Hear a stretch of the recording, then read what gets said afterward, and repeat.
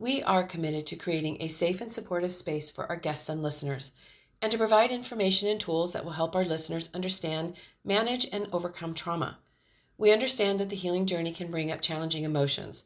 Therefore, we want to warn our audience that certain episodes may contain discussions or stories that could be triggering for some individuals. The content of the podcast is for educational and informative purposes only, and we encourage you to practice self-care and discretion while listening, and to reach out to a trusted support system or professional if you feel overwhelmed and need help on your healing journey. So what have we not talked about? I think your side of the list about not being settled. I I really know, like not that being, one I know, right? How to navigate not being settled in your situation. because that also go hand in hand with the Yeah, it uncertainty. totally does. Because that's the thing is that in managing your expectations and what that timeline looks like. Because I'm still on that timeline. Yeah. I'm still on it. I'm still learning and growing. And so, I mean, what do you have to say about it? Because I want to hear what you have to say. Can you read So again it's how to the navigate title of not it? being settled in your situation yet. Okay. That's that makes me think about the stages of change or transitions, because there's that initial stage when you are settled with the way you are, but now you start to feel like, oh, something needs changing, or there's something that kind of Mm-hmm. pings you to be like, I feel like there's something more, or there's like something missing or something like that. Then you go on that like journey, and through that journey you get to that transition, but you're not fully transitioned yet. You're at that level where you're not settled yet, but then after a while you're now that's your settled, and then you start to go through that same thing again. Like it's in some ways big part of it also is navigating expectations, because even with you going through that unsettled phase, if you think back on your life, there's at least one situation or transition that you can remember where you were unsettled. Mm-hmm. It can be getting a new job, Yeah. it can be moving to a new place, having kids. Like there's at least one experience that you can think of that you actually were unsettled, and initially it was like a mess. You didn't know what Yeah. to do. You're freaking out or like whatever, and then soon enough You you're figured it settled out. in it, and it's just like a Right. normal thing. And I feel like that's a good reminder for anybody listening that you already have done this at least once. Even if going to new school or to school in general for the first time, that's Mm-hmm. unsettling. That's kind of Mm-hmm. uncomfortable. That's new. But there was a time that soon enough you were good. It's just like another day at school. And I think just reminding that to yourself is, I'm just going through a phase that is part of the change, part of the transition. I might not feel good. That's okay, because that's the part of this phase, the unsettledness. Um, and and even like with that, I feel like the biggest one, because there's so many things that you can't actually control because you don't know what you need to do because you haven't Right. gone through enough Right. repetitions to actually Right. be settled.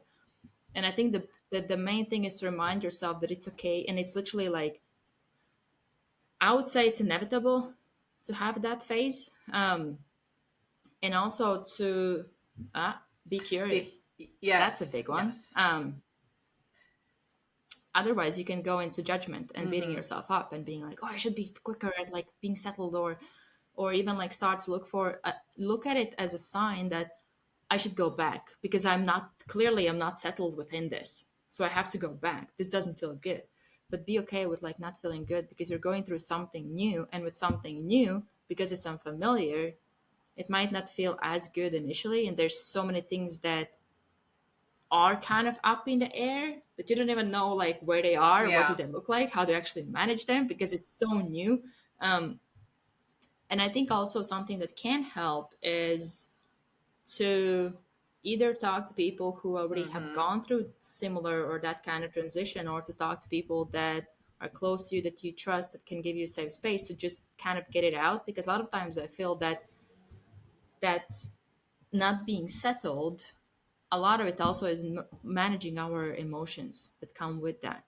And sometimes just talking it out can be really Right. helpful to be able to be at least like, okay, I'm good for Right. today. And At and I least. kind of looked at it like, oh, I haven't arrived yet. I haven't gotten there, and that's another way I Oh, looked yeah, at it, yeah, yeah. which when I read it, that was what came to my mind, like what my mindset used to be is, oh, I'm Yeah. not there yet. I had the Oh, I'm same. not there yet. I Yeah. had the It's just kind same. of like, Yeah. oh, I'm not there yet. And at the same time, like we don't fully know what the there No, yet is because we you haven't don't been there. arrive there. There's it's like I feel like what I've done over the years is I've gone through a measure of healing, and it would, at times it's been really intense, not other times not quite so intense, but it's so intense, right? Whew, then you get a break. You get a little break, right? And and the other thing on the subtle thing, what came to mind when that word came up was, it's real easy for us, I should say me, I'm going to speak for myself. What I used to do is when you go through like a real intense healing growth or healing spurt, I guess is a better way to put it. It's really Hmm. easy to get settled right where you're at. Cause like, whew, that was a lot. This is a really good place. This is a really good Yeah. place. I'm going to stay right And you here. also don't want it You to don't want it to repeat. repeat. Yeah. And you feel like I can remember thinking, wow, that was so intense. Like I need a minute, and I am really okay with it being right here for a minute. So there's different ways you Yeah. can kind of look at it, but that whole thing of not But it's arriving. even like with that, having those moments of grounding that you just explained, like it's actually good to have them as long as we don't get attached Yeah, to them or think that's that it. that's the place Right. to stay. Yeah. Because it is, yeah, I know what you're talking about because the whole thing, it's like at some point you're like, come on, Yeah, like yeah, and that's where how much the more? expectations come in, and Yeah. that's where you can go back to grounding yourself and having the relationship with yourself and giving yourself the grace, and being grateful. Hey, whew, I got here. Wow, good job. Let's give ourselves a Yeah. minute. Yeah, Let's give focus on the ourselves a minute. progress. And that right there will just release that pressure on you. Yeah, and I think even like what helped me was when I was listening. Andy Priscilla said in one of the podcast episodes, he said, "There's no finish line," Yes. and but there's like nuance to this because with no finish line, it can Like, feel yeah, you can feel like you're terrible for running a some people race listening. and it's never ending. Yeah, but at the same time, if you imagine that, what if there was no finish line to start with? Would I actually That's a focus good on, am point. I there yet? Because there's no Right. finish line. That's, yeah, instead of looking at it. Like looking at it from a place of there's no finish line. So there's actually also nothing for you to compare Right. yourself with if there's no Right. finish line. Yeah, what does finish look like? What does It's finish look just like? today and the next step. And our feeble little minds, and where Yeah. we're at in our life, especially if we haven't done a lot of healing, that finish line is going to look very different than when you've gone through a great measure of healing. If you're going to look at a finish line, it's going to look very different, right?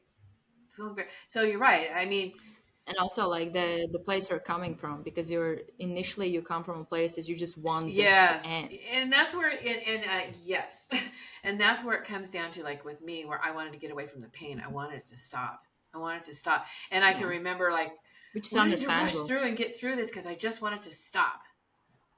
And Yeah. It's like, what do I have to do to yeah, heal how can I quicker? make this go Like, away? What do I need to do? Is yeah, there is yeah, there a magic button that I can push that'll make it just go away? yeah. And it's just like, grieving the loss of someone. It's the same thing. You just want to hurry up and get through that pain and not feel that.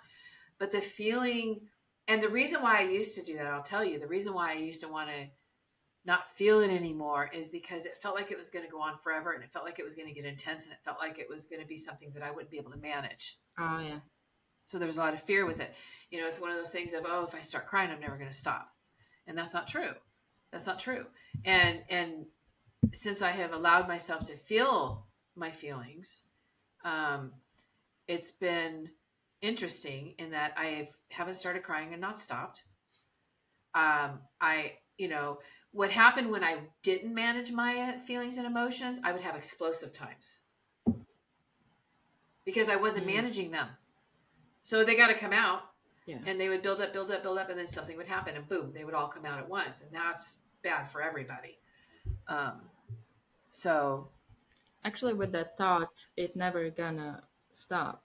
This is so related to navigating change, because I was thinking about my experience that initially when you go through that change, let's say with even like with me moving to UK, um, there were so many things that I literally would feel like this is not this like terrible thing or whatever I would be going through, like it's not going to end. Like, and there's like a lot of misery that would yeah, come with that, and a lot of sense of yeah, helplessness and yeah, hopelessness. Um, but then at the same time, because I have gone through those experiences enough times, that's when you learn that, similar to crying, that you confront that fear by crying, and you see that you actually at some point you will yeah, end. And it's the same with that reminder that nothing is permanent. So even if, let's say in my case, I would be in that position where I would be like feeling terrible or being like super stressed or like whatever I was going through in those years, there was a lot. Um, Even like reminding that nothing is mm-hmm, permanent. It might be longer period of time, but nothing mm-hmm, is permanent. And it goes both ways, to your ups and to your mm-hmm, downs. Even like to your uh, great relationships or to your friendships or anything. Like nothing is, or like your success mm-hmm, or like I don't know, business, whatever. Um, Healing in some ways as well. Nothing is permanent, and or trauma. yeah, So it's something to keep in mind that everything always is in the movement, and as helpless or hopeless as it might feel, to that there might be a finish line. yeah, You know, like there might be a day when it changes or it shifts, because it's the yeah, nature of yeah. life. Everything is always It's almost changing like and a shifting. fork in the road. Especially if It's you almost take like a fork steps. in the road, right? Yeah. You come up to this fork, and now you're seeing, oh, I've got options, and I'm going to take this option. Yeah. It's just that we don't know how long that we have to go on this current path to Right, get to that point. But that point is right, coming eventually, especially as long as we take right, some steps. We don't like, just to your point about settling, right, settle. Like once you settle, that's when you can slow down some of that progress or the chances of having options. They still might come eventually, but they might be right. forced on you Yeah, by life, which is yeah, not ideal yeah, yeah. If you situation. don't listen, life will smack you. That's true. I've been Yeah, smacked. it's a Yeah, I've thing been life smacked a few tend to times. do. Oh, um, What else you have so there? we did talk kind of about managing expectations throughout. I think we really touched on that. And then, Yeah. And also managing expectations towards yes, yourself. It's yeah, also something just give important. yourself a lot of grace. And again, when you start building the relationship with yourself, that is absolutely something you need to implement. I mean, the same thing that you put into relationships with others, you need to put in with yourself, right? So if you're going to manage Yeah. expectations of others, which we should, we have to manage our own expectations too. If we're going to give grace to others and be easy on them, we need to give ourselves grace and be easy on ourselves, right? Same thing, same thing. Um, this Yeah. one's interesting. Being okay with a mess, failing at things, or falling back through the transition phase, which, oh yeah, because that can be hard when we catch ourselves going back to old habits, old ways, old coping mechanisms. It's going to happen. It Yeah. absolutely is going to happen.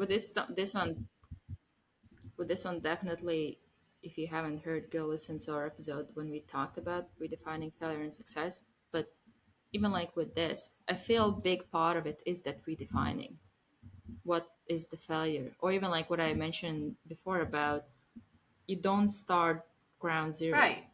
even if you fall back, because you have experience, you now see things that you didn't see before because you have gone through that experience. And even like with that, celebrating the fact that you're actually in the arena. Right. You're You're doing not something. sitting and thinking about it. If you're failing, it actually shows that you have Right. been doing something. which is better than thinking about. And to think that you would never fail at something that you've never tried is,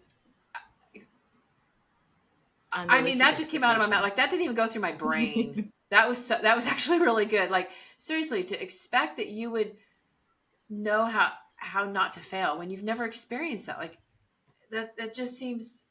And you literally are a great example for this, because you grew up thinking that you had to Oh my know gosh. everything before, like, without learning it or Yeah. having experiences. Like, you literally were, even like that's how you were, like, conditioned or programmed to Right. think. I should have known. I that was a statement that went through my mind. Oh, I should have known. I should have known. How could I not know that? And then it wouldn't just stop there. It would be days, weeks of me torturing myself about it and just not understanding. It was that was just an awful time. Awful. Yeah, and it's even like with navigating that, it's, what did you make failure or mess mean? Oh, failure to me was the worst, because I had that mindset that I should have known. If I should have known, there shouldn't be any failure. So to have a failure, do you see that crazy cycle right there? Yeah. How do you get off that cycle, right? I should have known, so therefore there should be no failures. And the fact that I failed. So you have to know without failing. Yes, everything. Instead of you have to fail to know. Oh my. I wish you were around when I was younger. That would see, yeah, totally. Well, I was. No, you weren't. You weren't. And it's so funny because I don't do that anymore, right? I don't have that mindset anymore. But that's the bottom line. That's the bottom line. Is in order to know, you have to try, and you're going to fail at times. But it's Sarah Blakely, and I brought her up more than once, who created spandex, right? It was spandex. Was it spandex? Spanx. That's what it is. I always say the wrong thing. Spanx. And I love the story that she shares, that her father would sit down at the dinner table and ask all the kids at dinner, what did you fail at today? And actually would be upset with them if they didn't fail, because that meant they didn't even try. To have that mindset that it's okay to fail. See, in my book, it absolutely was not okay to fail. And in my family's life, you want to fix that? There we go. And in my family's life, oh, there was no room for failure at all. And it was part of that was the era that I grew up in too, that failure was bad. And to now have it with the mindset of failing just means I tried. And I actually have a quote that's over, I can't see it right now, and I hope I say it right, but failure is just my first attempt. Failure is just my first attempt. That was a big light bulb moment for me when I was attending David Goggins' live, when somebody asked him something about failure, and he was like, for me, failure is just like first attempt. Means I get to try it again. First that was my first try at it. It's like, yeah, actually it's a good point. But even like with this, I want you to imagine you being that younger self and you having, let's say, your dad ask you that question. What's internally happening when you're asked on how did you fail today? Absolute terror would go through me, because I didn't. And like with that, go ahead. The question would be, anybody who's listening who might have that feeling, what could they do to navigate that or look at ways how well, first of all, you do need to change your mindset about failure and what it means in your life. Because if you don't do that, you're not going to be able to navigate it, because you're always going to think it's just this bad negative thing, and it means that I'm a failure. So failing meant that I'm a failure, and that's not true. And you're not a failure because you failed. I would say that you're a failure if you're not even trying, because you're not going to be able to fail, right? So changing that, just changing that thought around what failure means in your life. And failing means, What helped you to change it? what did help me? Because, I know what it was for me, but I want to hear what it was for you, because I know that what I have, people don't want to hear that. well, the only thing the thing that comes to mind right away is doing this podcast, right? Because the Lisa, I'll call her the old Lisa, the Lisa that hadn't gone through all the healing, would never do this, because I had to get everything perfect and right before I even started. Yeah. And then struggling with, oh my gosh, I'm screwing up all the time. Because I still struggle with that doing my videos, right? I redo them and redo them and redo them and redo them. And you would focus on that, like you would focus on like and instead of realizing that I'm human and I'm going to make a mistake, but I had these high expectations put on me that I then believed about myself. And so I'm trying to think of what was the thing that helped me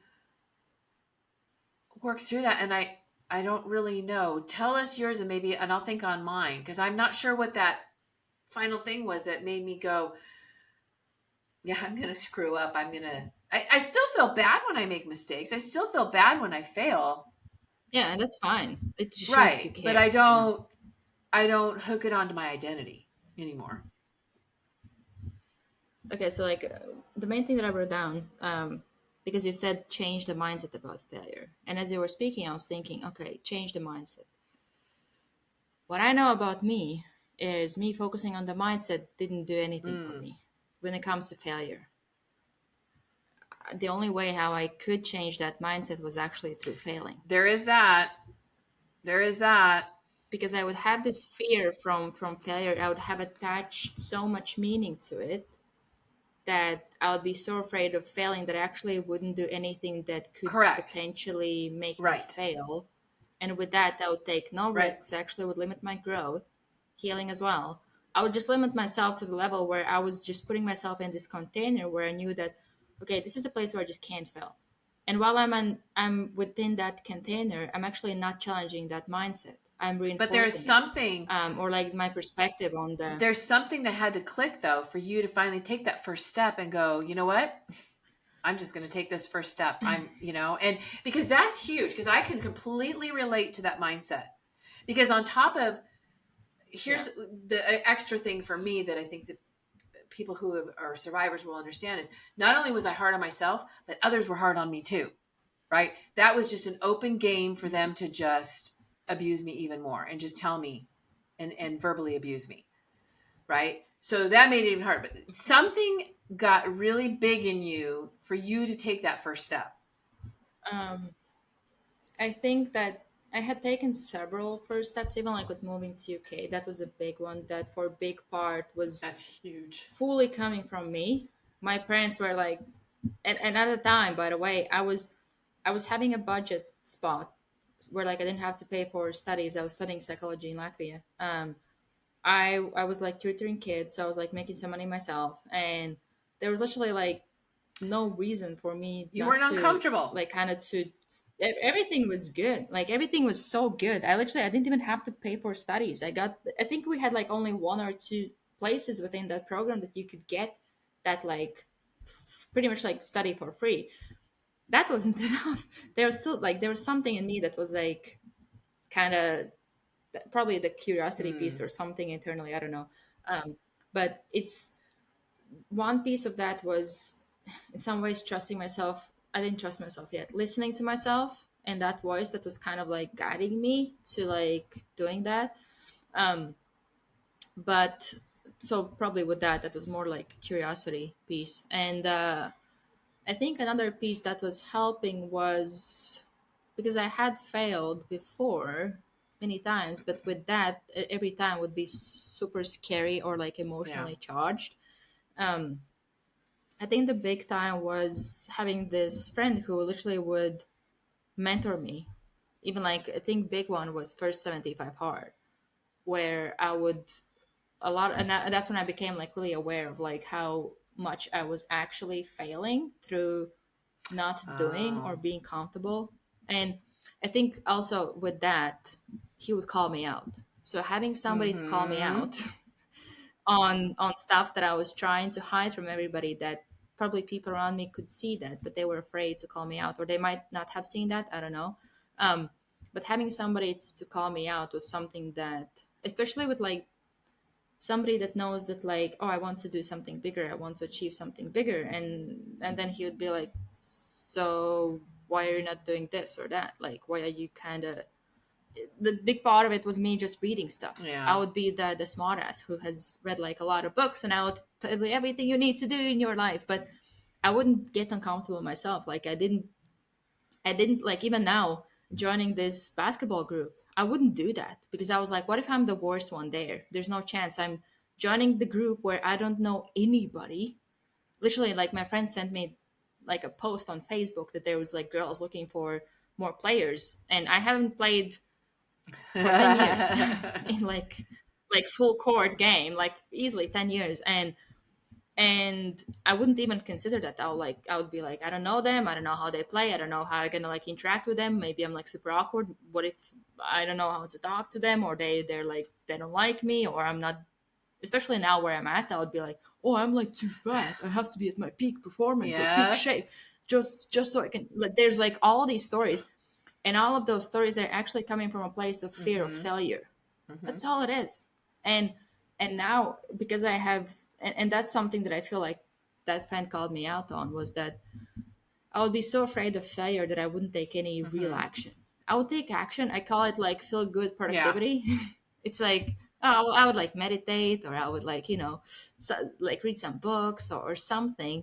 But it wasn't actually me taking steps that I, to some level, even knew that I needed Mm-hmm. to take. I would take them. I would kind of like try them out, but I wouldn't try them out at big enough level or big enough like action that I would take where I could potentially fail. I would just try it enough to make sure that I tried it, I Yeah. checked it off, but I Yeah. can't Yep. fail. Yep. Yep. So that's kind of where, like, I Yep. said this like um, some kind of like wall or something, that I can't go past that, because past that, that's when we enter the likelihood of Right. Right. failing.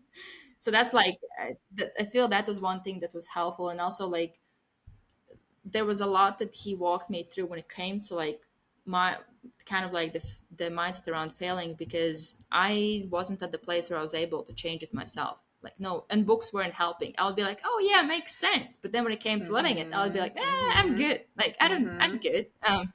So I feel like somebody who has ability to walk you through, or Yeah. like help you through certain situations and communicate to you, like, that's not you failing. Even like with the, I think it was like half Ironman, where I signed up for it, and I was like, oh shit, like, what have I done?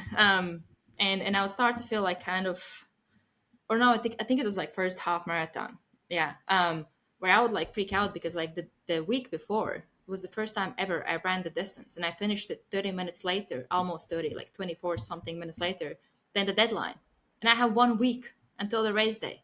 24 minutes is like a lot Yeah. of time, especially for a really slow person. Yeah. And like I pretty much like got that message that this is similar to the Goggins message. Like, this is your first attempt. Like, even if you fail, you're just gonna know Right. where you You stand know what your with the time baseline frame is. that you have been training in.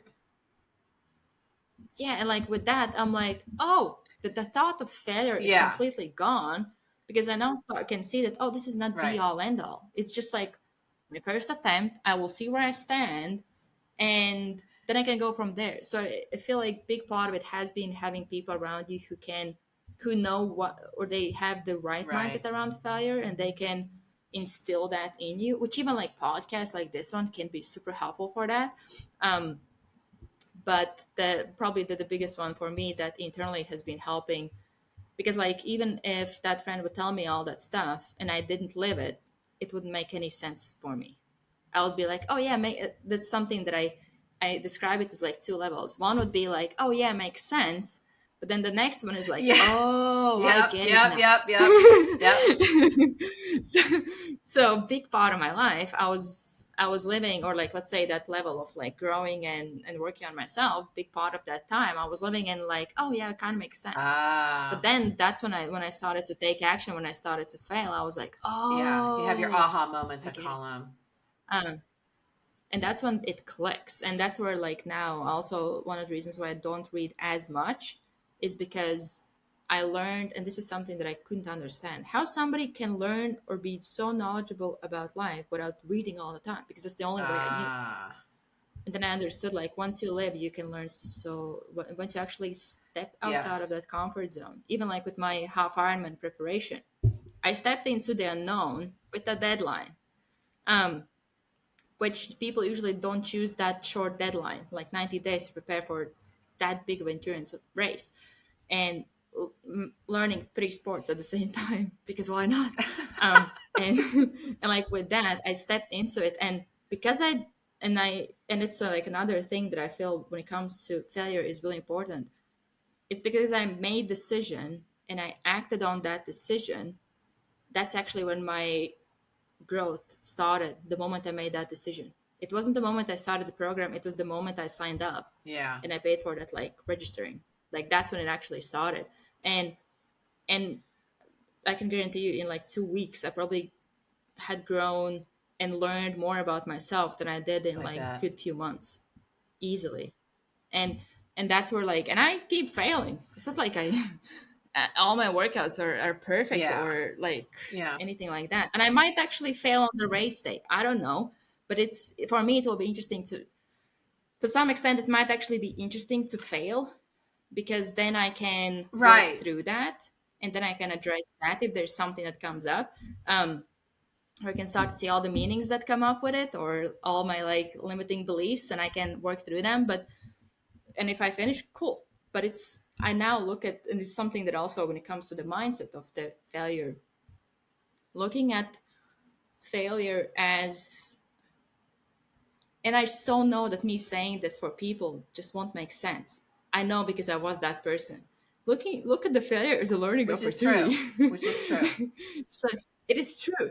But I know that like me a few years ago, I would be like, right, yeah, sure, kind of thing. Like where like it doesn't fully click for me. But that's why I think that one thing that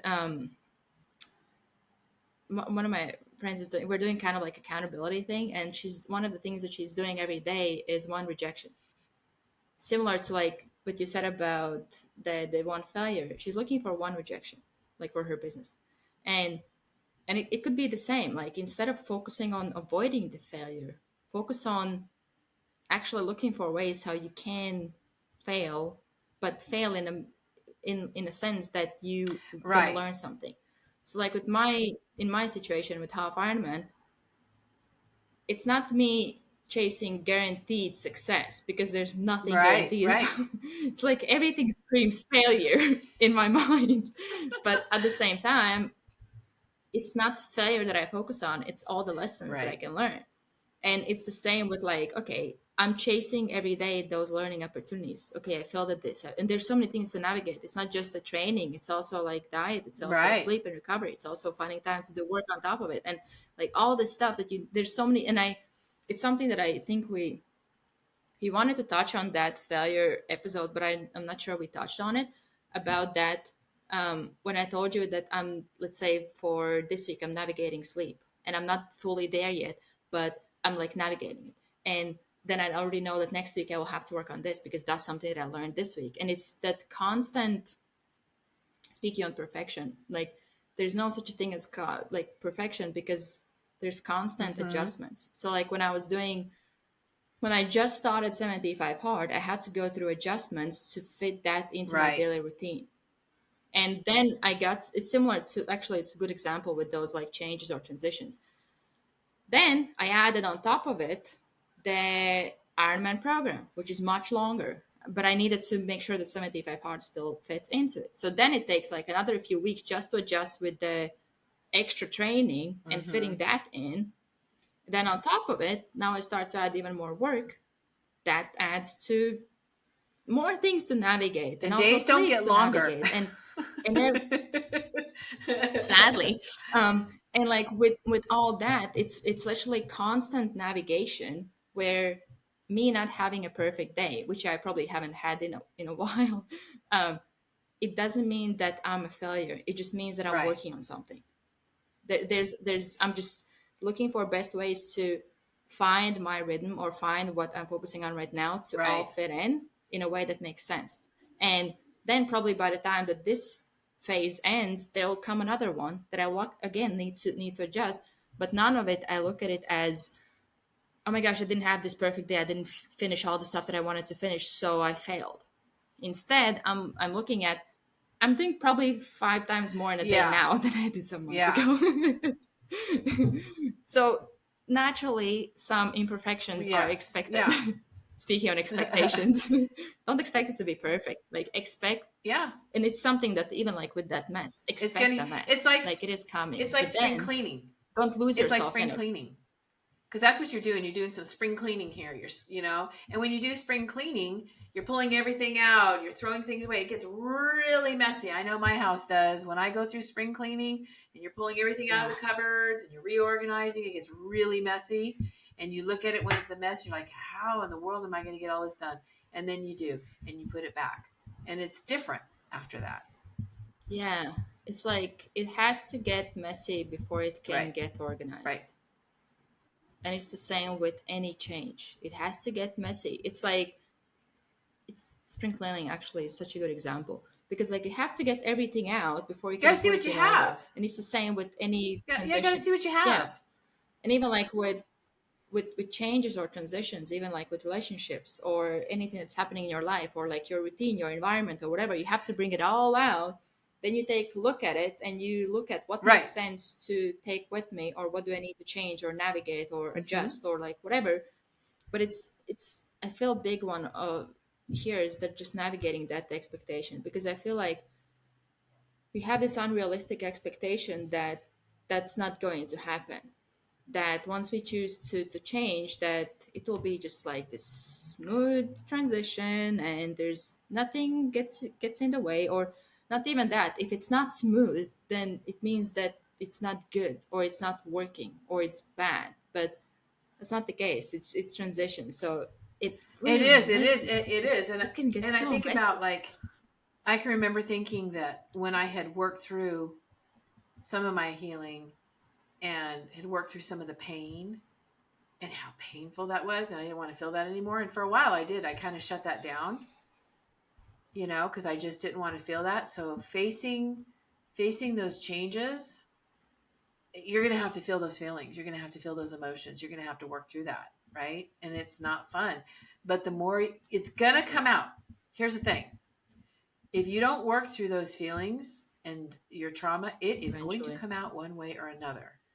And it's better that you cooperate. And I'm not going to say it's not painful. It is painful. But there's another side to it.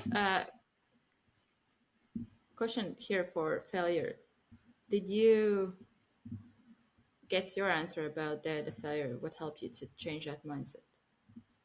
I can add also like fail small. Started failing small.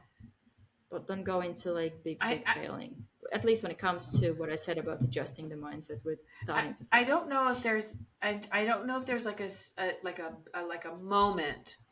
Because that's a It is big it one. is. Failure And is I a can't think big of a one. moment. Or was there like a process It maybe? was definitely a process. It was definitely a process. And honestly, when I heard Sarah Blakely say that, that story that I shared, Mm. that was like a mind shift for me. And I was like, dang, I wish I knew that, when I was raising my son.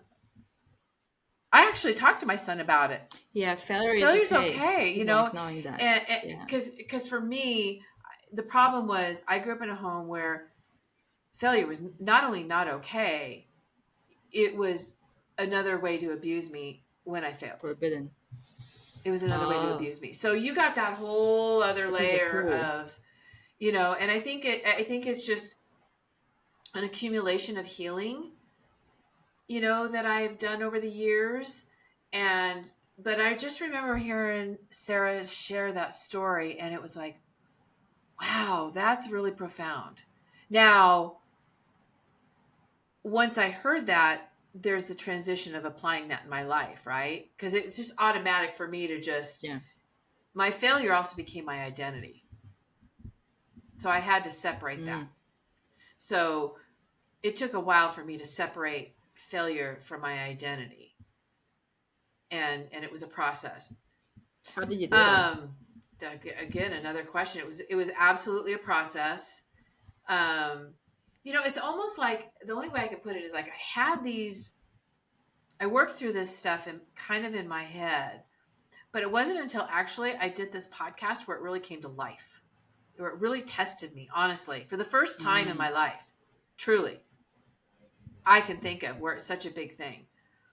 Because, and you know my journey in building this podcast, and you know that I said I'm going to do it, and then we were putting it together, and we were doing it. There wasn't, like, I never came to you and said, "Oh, I've changed my mind." Yeah, you were quite And certain about it. I'm sure we had the conversations that I'm going to make mistakes, and yeah, I went into it with a lot of fear, and there was a lot of stuff going on in my head. But I thought, the thing that I focused on for this is, I so bad want to shorten other people's suffering. If I can help one person not go through 40 or 50 years of pain, it is. And then I also thought, if I'm going to sit here and put myself out there, I've got to show my failures. I got to be a human being. And that's one of the things that I love so much. And I've talked about her before, Joyce Meyer, is she's a pastor. She has had severe sexual abuse growing up. Severe. I mean, I forget how many times she claims that her father raped her. And that's what she says. He raped me. But she gets up there and she just is who she is. And she shares her stories. And I can connect with her because she's not perfect. I can connect with her.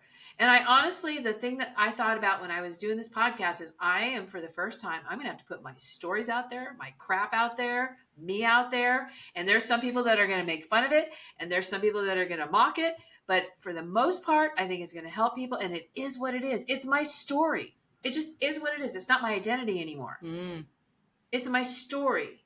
And as long as I'm continuing on my journey of healing, and I'm making the changes that I need to make my life better and everybody else's, then I'm on the right track. I'm going to screw up. It's not my identity anymore. And I think the podcast is my thing that pushed me out there and made me, I mean, I'm really vulnerable, right? I'm putting my shit out there. One thing that I wrote down that could be helpful perspective when it comes to failure is, at least from your story, not making it about Right. you. Separate the who from the do. I talk about that a lot. Separating who you are from what you do. That's huge, because it's the parents can understand this. I love my son unconditionally. Now, when I was raising him, were there things that he did that I didn't like and he had to be corrected? Yes. It never changed my love for him. It never changed my love for him. And that should be the same way with us. That is how we need to treat ourselves. Yeah. And I think also another perspective here is that with you not focusing or not making it about you, it's also like, because you focus on your mission. Right. That Right. failure, it seems the mission is stronger than that fear True. of like failure. And the fear of failure is part of my story. Yeah, like that's the thing, is it's so weird how we are so afraid of failing and we want to be perfect, but at the same time, our imperfections is actually what we connect over. I know, right? It's so true. It's so true. And I tell you, failure used to make me really isolate and pull away from people and completely go to the darkest place in my house and be alone, Because like you you know? step a lot into shame. But it's that, you're right. It's the failures that connect us. Especially even like failing together. Yeah.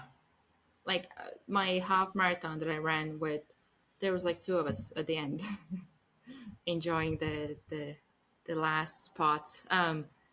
And we were literally just like having a chat or having a laugh, or I'll literally be like, oh look, like the whole city shut down for us, and we would kind of like laugh about it.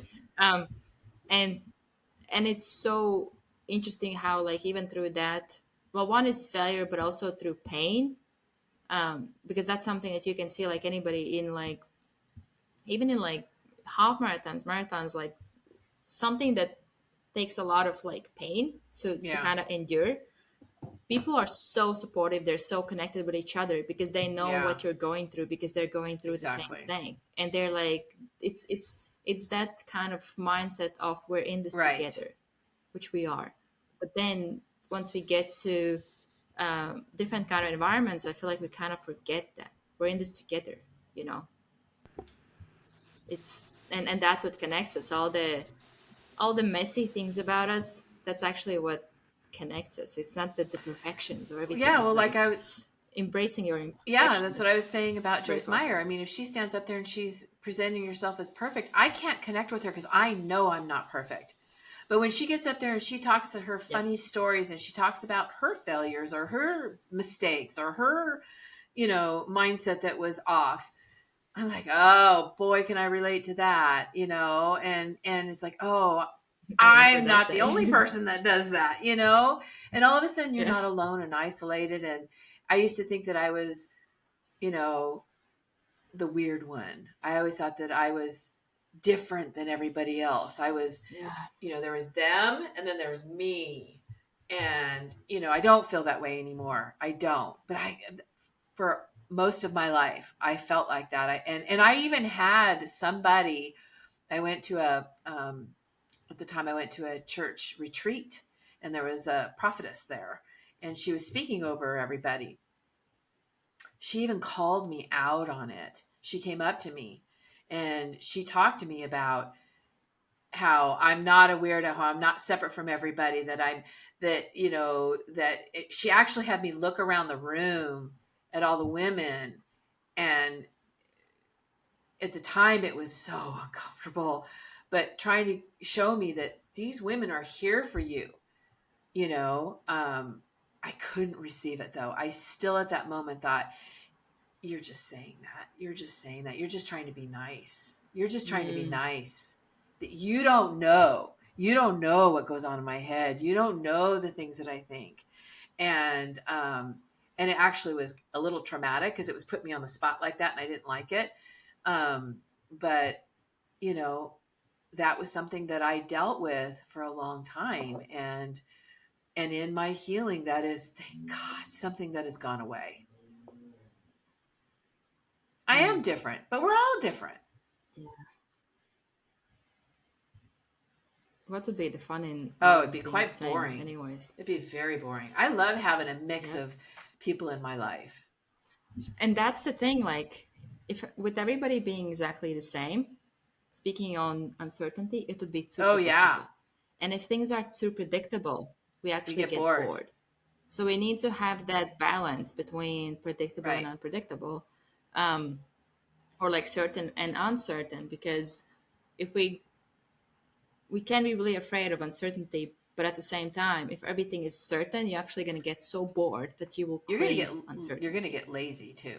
You're gonna get lax because think about it, what's challenging you. There's no challenges. That would drive me crazy. I mean, not, and I'm not looking for challenging things in my life per se, but I would get depressed yeah, probably. we need that to keep us sharp and keep us on our edge and help us grow and learn. Because if you're not experiencing things, it's going to be much harder to grow until you experience stuff. And we've talked about this before on the podcast too. You can sit and read a book on how to drive a car, right?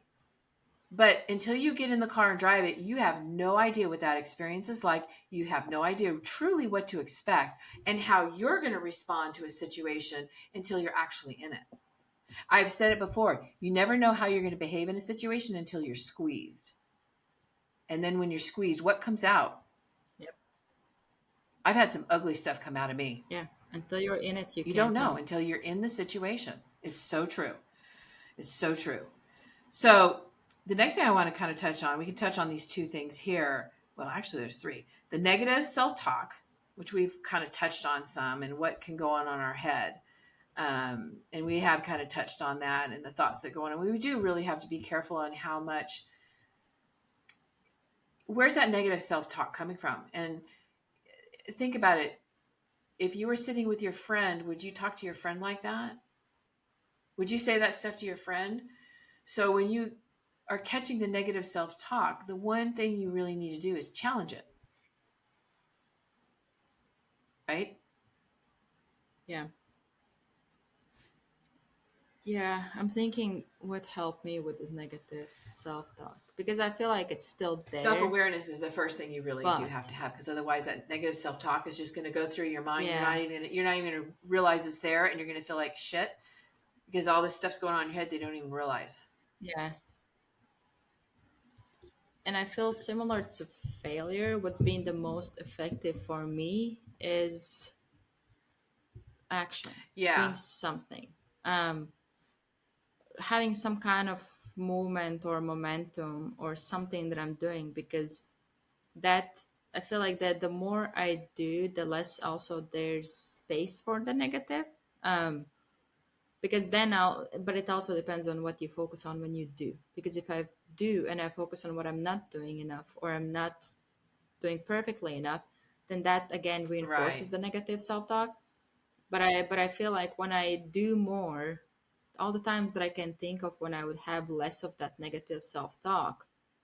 And there's interesting thing that I had a conversation with that mentor friend um, about doubt because like I would catch myself having doubt while preparing for this, and I didn't really have that much doubt before.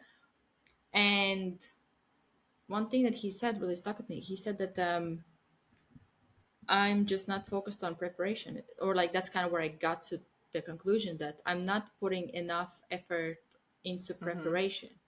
Because when you are prepared, when you have done everything that you can do and you have stuck to the plan in preparation, the doubt is not there because you did all the Right. You've stuff that you done had everything to you can do. do and you did pretty much like whatever you could control, you Right. did that. And I was like, huh, interesting. Because I had just finished my first basketball, like the game where the next day or next few days, I couldn't really use my right leg. It was so much pain. Kind of like all the injuries acting up. And so I naturally was training a bit less. And with that, I Uh, started to doubt myself more. And that's where I started to, like, I was able to connect those dots. And that's, I know what's been helping me with that negative self talk has like one of the pieces has been like more action because through doing you naturally also feel a bit more accomplished or you feel better even if it's not perfect doing. But if I let's say if I have 5 things that I have written down that I need to do today and I do 4 of them, I will feel so much better than if I did right. none of them.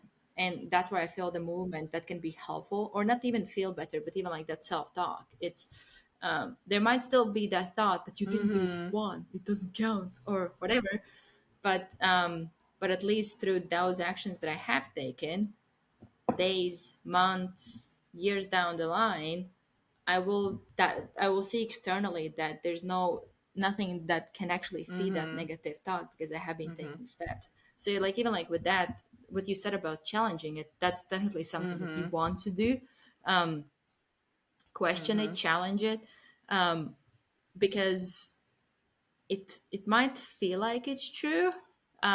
Let's say let's think me being bad at people or me being boring. Yeah. Um, it might have been true. I don't know if it was. I actually don't think I had too much proof other than my kind of Right. perception filters.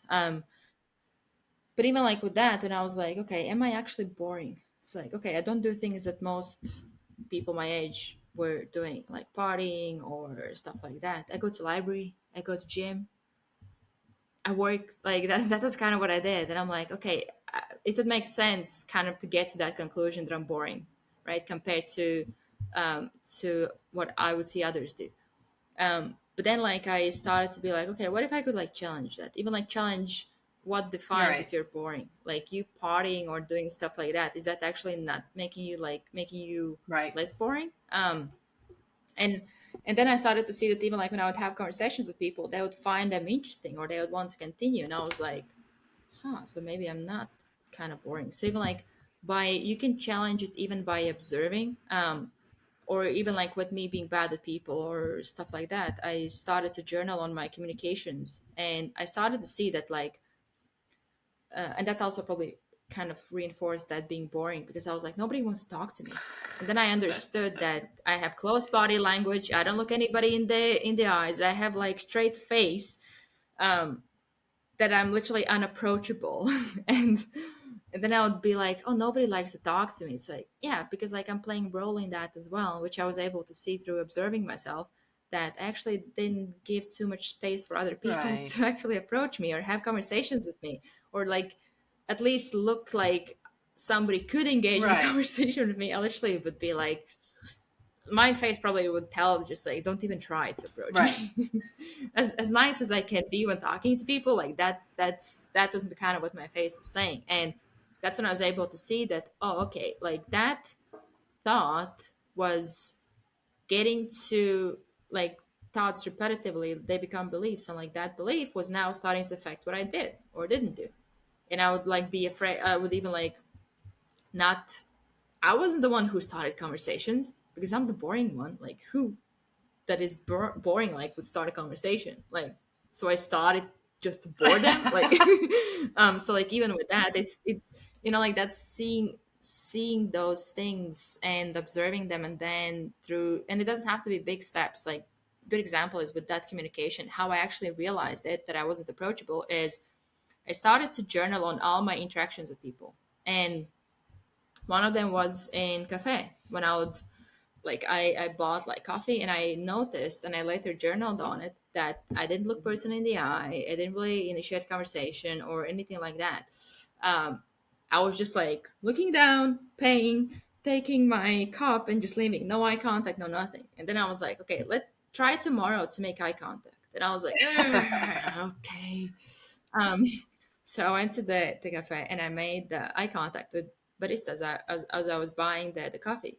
All of a sudden, this person starts to have conversation, and they're like, oh, I have seen you like coming here. Are you a student? And then we had conversation. And that was like, it completely Mm-hmm. shifted the way I looked at it. And I was like, hold up. The only thing that I changed was I actually looked the person in the eye for a few seconds.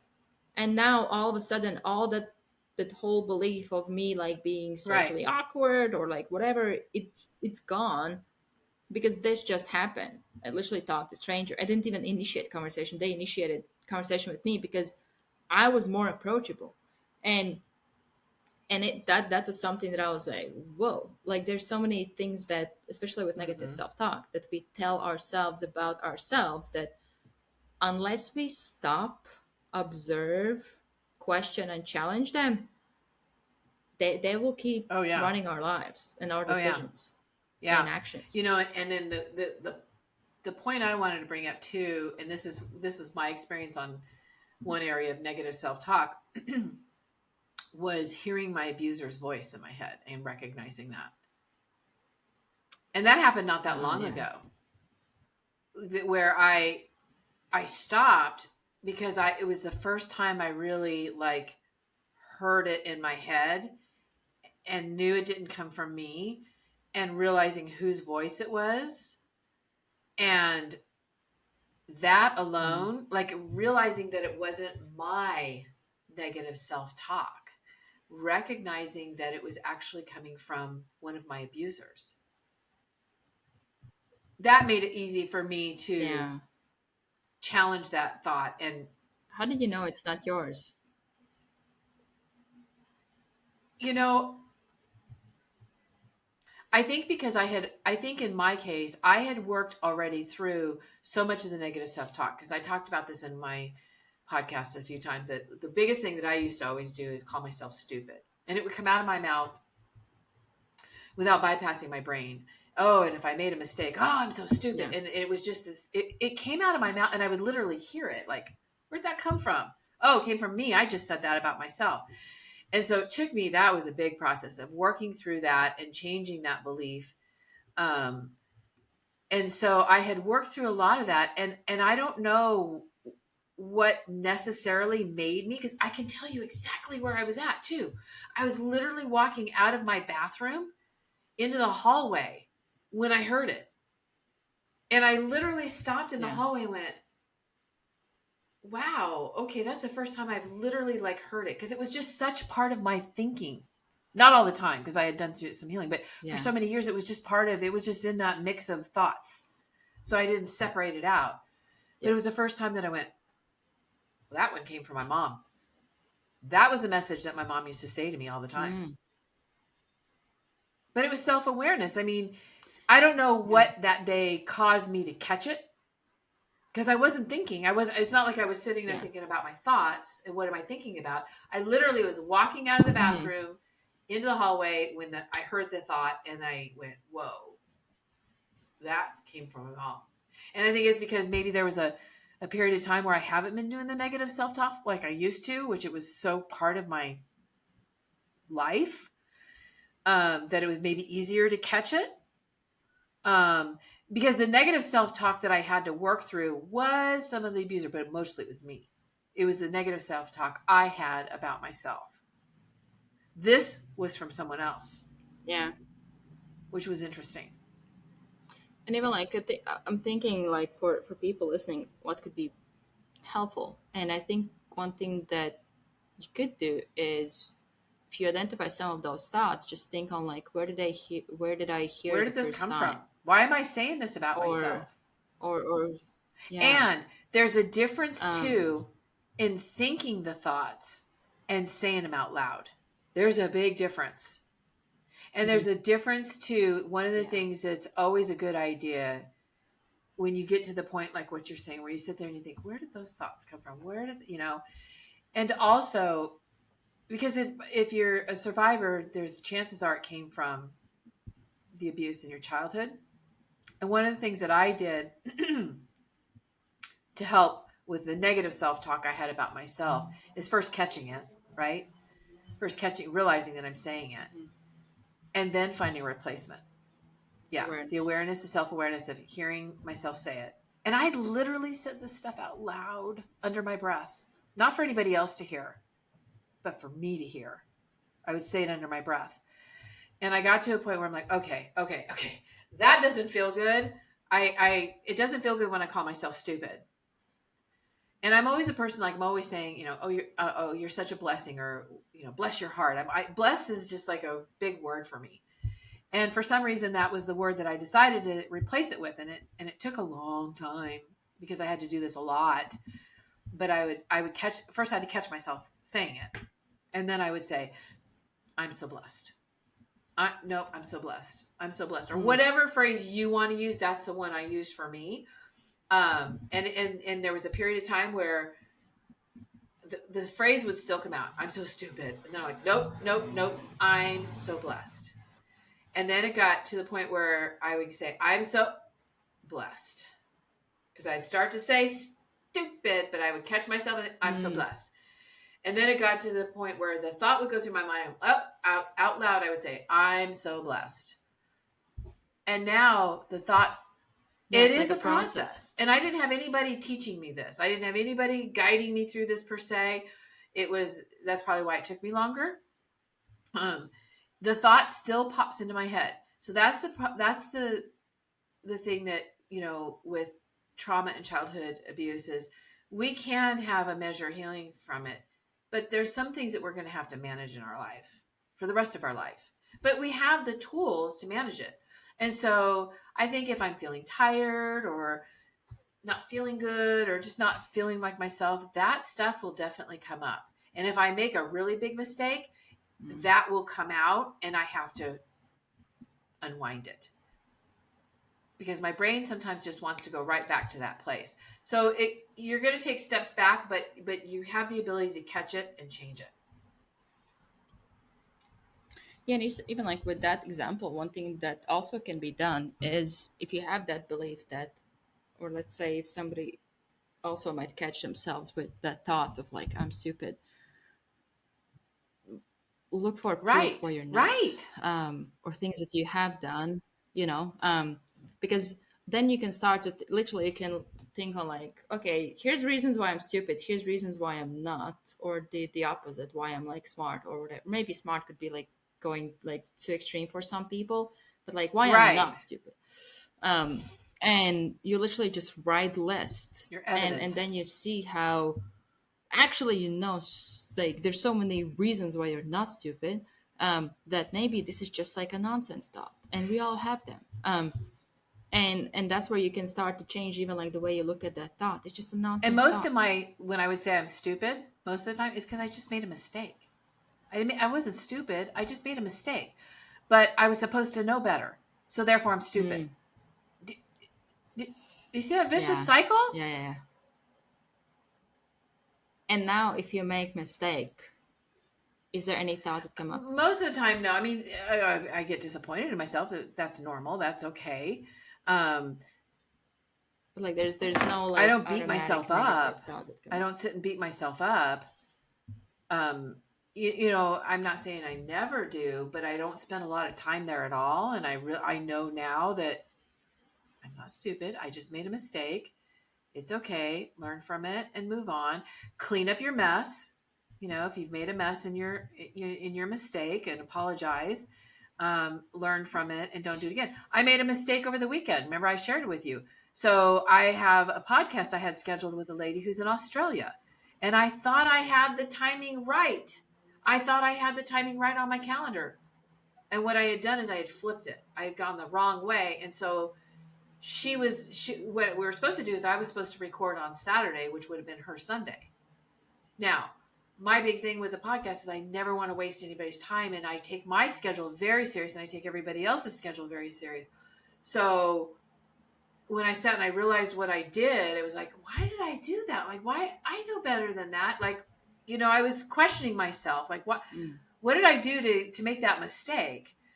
But I felt, Yeah, but it wasn't going straight to no, it the wasn't. negative Oh, you're so stupid. about How you. could you do that? Which is the oldies. That didn't even cross my Yeah. mind. It was like, oh, I feel so. Mm-hmm. And I immediately reached out to her and apologized, because I said I totally messed up. I'm so sorry. And she was very gracious, and she said it happens, and she rescheduled with me, and I was very thankful that she did. But that is a situation, because not only did I inconvenience me, which that's whatever, I inconvenienced somebody else, and I wasted her time. So that one could have totally triggered me and sent me down that rabbit hole. It would have. When I used to be able, when I was in that place and I would inconvenience somebody else, um, or made it a problem on them, then it became a real time to beat Lisa up. If I inconvenience myself, whatever. But instead, I felt bad, and I immediately owned up to it, and I immediately rectified it, and then I let it go. And you know what I learned? I'm going to be a lot more careful, because there's a lot of people that I talk to all over the world. So even though I went through the process at the time that I thought was right, I missed something. I missed it. I missed it. It was a mistake. It was a mistake. I wasn't stupid. See, that's a great example. I wasn't stupid. I just made a mistake. I'm a human being. Or a failure. I just made a mistake. I'm not a failure. I have a follow-up question here. What if, following along with like being inconvenienced to others, what if your change or transition in life is inconvenience of others? How do you manage that was a hard one, because that did happen. That did happen. And there's that time where you're in that people-pleasing mode still, and so then you give in, and then you get to the point where you're not in the people-pleasing mode, but then you've got the guilt of, you're going in a different direction and they're not there with you. Honestly, I don't know how I exactly got there, but I'm really at a point where you're coming along with me, or I'm leaving you behind. And not with like not bad intentions. I want you to come along. See, here's the thing. I, honest to God, want everybody to come along on this journey, and I want everybody to heal, and I want everybody to grow, and but I can't do that. I don't have, you know what? I think the thing for me that was a key is when I realized that I could not control anybody else, that all the control I had was over this. And I also know that you can't drag people along. You can't make people do things. Yeah, you can inspire, you can encourage, but you can't do stuff or make decisions. And I can pray for them, and I can want all I want for them, but they have to want it for themselves. And I understand that, because here's the line I also know. If I cross that line, I am doing more damage in their life and doing damage in my life if I cross that line. It's nobody's going to win. Yeah, and affecting Absolutely, relationship as it well. definitely will. It will definitely take, and not in a good way. And how did you navigate maybe some people having resistance towards you healing or Oh, I improving, had a lot of or that. kind of like so like how do you navigate that? Because I feel like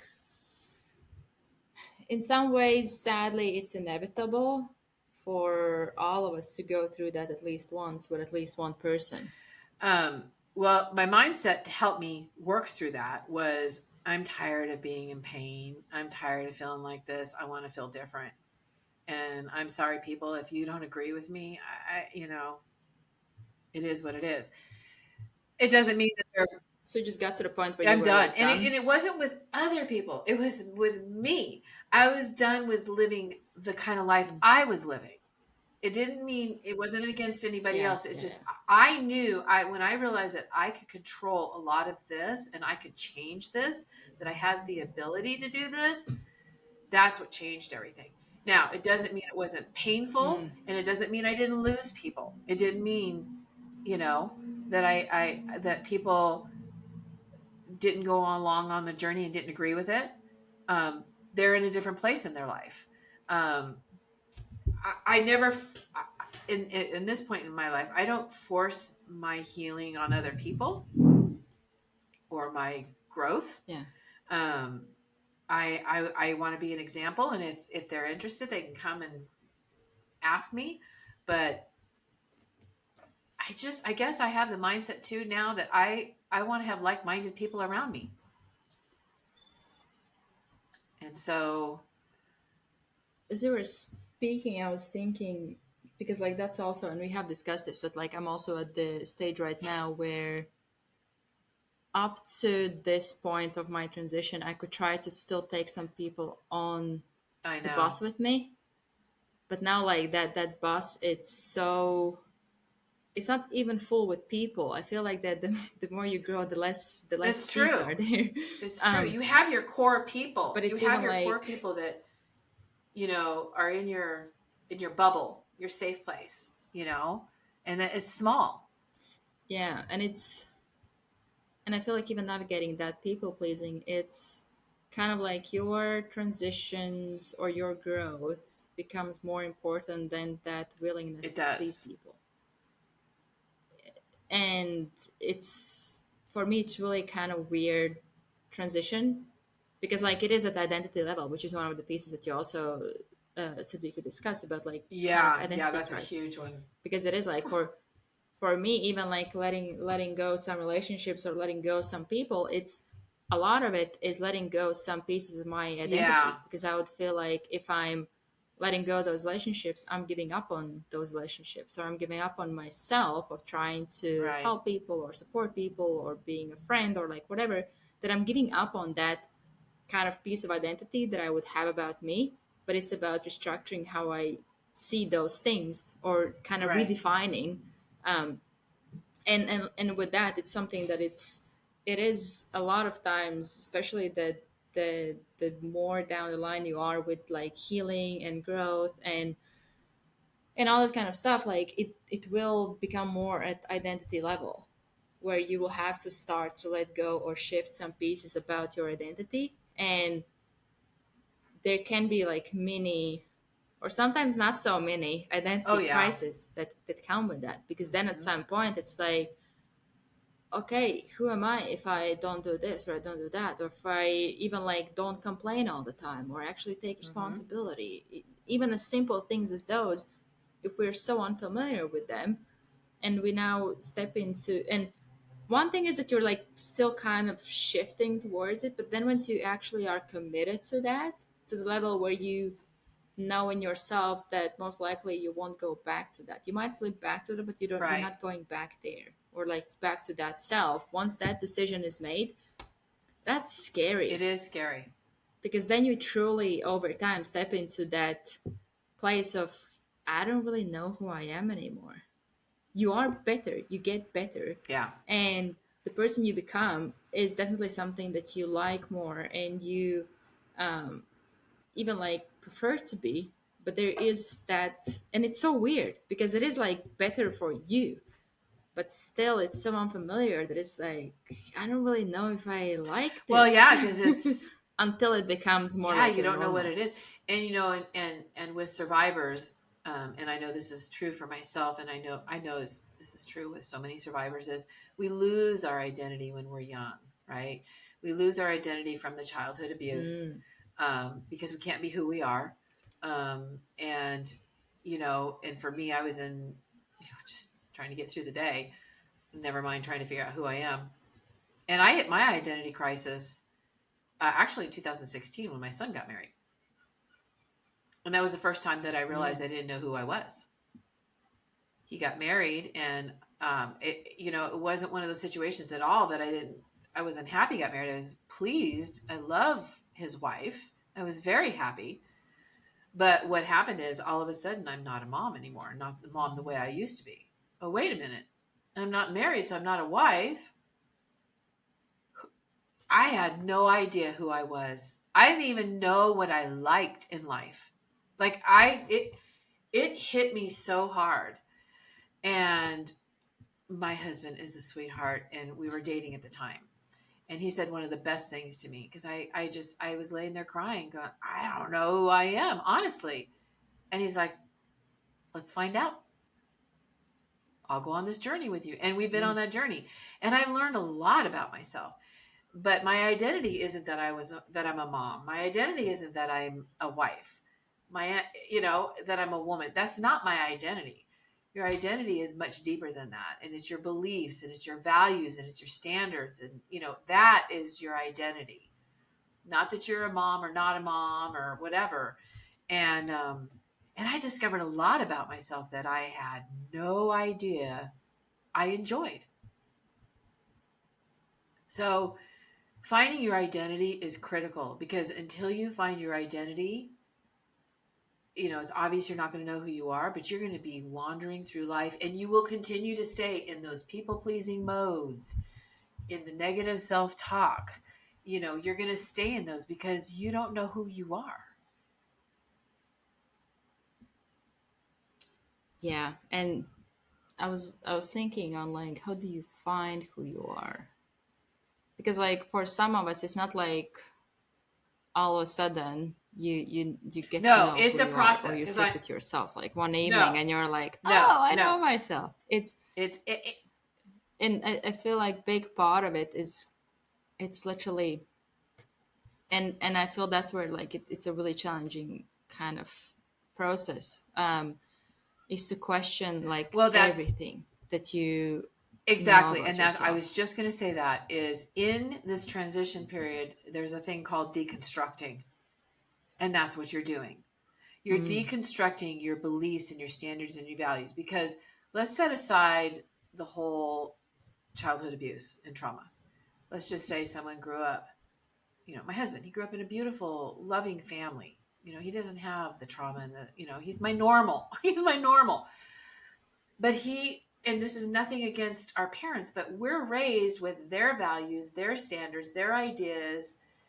And we just I know, and this is more in my generation, that we just took it on. Oh, we pass it down to our kids, they take it on, they run with it. And that's a problem too. So this isn't just finding your identity, just isn't just in the healing arena. It's also in the growing, because that Mm. is a common thing that has happened as we're growing up, is our parents teach us this, we believe it, we run with it. And later on, and my son just went through it, and I just went through it, I'm still kind of going through it and deconstructing my entire life. What are my values? What are my beliefs? What are my standards? Right? Yeah, and I think it's also in some ways once we get out of the place of shame and also we step a bit more into Yeah. curiosity, that's when we can learn so much about ourselves. Like one lady that I was working with, she was so convinced that she's an introvert, and 2 weeks later she's talking to strangers on street. That is not an introvert. And I'm like, if 2 weeks ago I tell you that that's what introverts do, would you agree? She's like, no, that's not what they do. And I'm like, okay, so you're not an introvert? Like you were so convinced that you are. And there's more to introvert Right. extrovert than that. But even like with that, it's within 2 weeks she completely kind of transitioned her identity at the Yep. identity level. And like and that's where like even taking action is really important because and she would like before she would ask me like so what do I tell them? I'm like, I'm not telling you that because right now the only thing that you need to focus on is to actually start a conversation, and you actually want to fail, you want to go through that Yeah. kind of awkwardness or something that comes up. Just expect that it might not be perfect or it might Right. be messy or like whatever. And and also like you don't know what questions you want to ask me until you have done it at Right. least once, because then you will see something that, oh, like I noticed that I jumped to this conclusion about this moment in the conversation, or I noticed this and I was using, and like she'll later, she like a few weeks later she's like, oh, now I'm using like dogs as an excuse to start conversation, or she's now having strategies Yeah. to start conversations. And I'm like, it's literally a few weeks later. And that's where like one thing about it is that it can be scary, but at the same time it's like in some ways how exciting and fun can it actually be. With even like me on my journey, I'm like, there was, I don't know, I would have never imagined that I would actually be like 40 something days away from half Ironman. Like I wouldn't even consider doing it, and now I'm actually training. It's sometimes when I'm on bike rides I'm like, I'm actually like doing it. Like there was a time I wouldn't even consider it. That I would have this thought of like, oh, must be nice, but Well, I it's the can't same thing run. with the half marathon, and Like yet it's you not did it possible for me. twice. Twice. Yeah, Oh, three excuse me. times. I'm sorry. 3 times. Yeah, 3 times. yeah. But even like with that, it's something that through that kind of that process that I go through now is even like with that curiosity is a big one there. It's because many times like you actually can't know who you are until you actually try enough things. Like for example, if I would have these like thoughts of same like running is one example, that I'm bad at running or I can't do long distances or whatever, and I would have many factors reinforcing that thought. And now I actually can't really have that thought because like even on this Saturday I did 100-kilometer bike ride followed by 8-kilometer run, and I was like, oh my gosh, there was a time that I wouldn't like, I would struggle to only one time before in my life I have finished 100 kilometers in a bike ride, and there's no chance I would have Oh ran my after gosh. that. Yeah. And that run didn't feel like that bad. um and and that whole thing actually took like 6 hours, so it was like a lot of time of nonstop Yeah. moving. But and through those experiences, that's when I'm starting to see that I would focus so much on like, oh, I'm not there yet, or I'm not there yet, and I'm like, I just did like 6 hours of Right. continuous exercise, which some time ago I wouldn't be able to, like, there's no chance I would be able to do that, and I wouldn't actually have predicted I could get to this stage this Mm-hmm. quickly, I think. So it's that's also like assumptions that we put on ourselves. But then I'm also starting to think on like, okay, what else could I explore? Like, what else could I try out? And through that, it's even when you think, I don't know, I'm an introvert, it's like, okay, is there something that I could do to kind of explore that?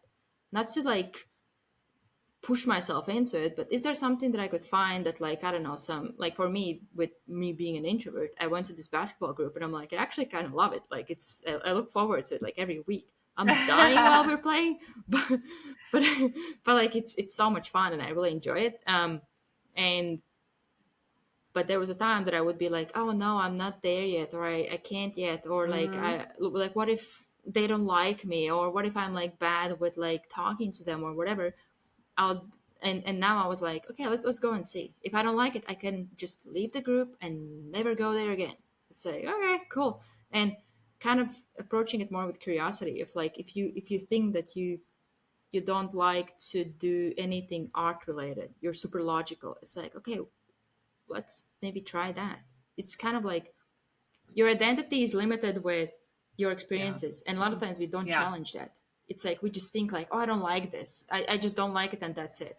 Okay, you didn't like it like 30 years ago. Let's see if you Right. still don't. Let's reassure that you Right. still don't like it. It's like, okay, let's try it again. It's like, yeah, I actually don't like it. Cool. You know, you can, and that's the beauty. There's of it all. It's like there's so many things that you can try out, and through doing different things, that's where you actually Right. get to know yourself.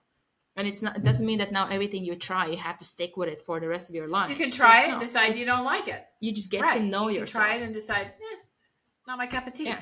One of the examples that comes up to me, and I don't know why it keeps popping in my head, but I used to admire the fact that my dad had a green thumb.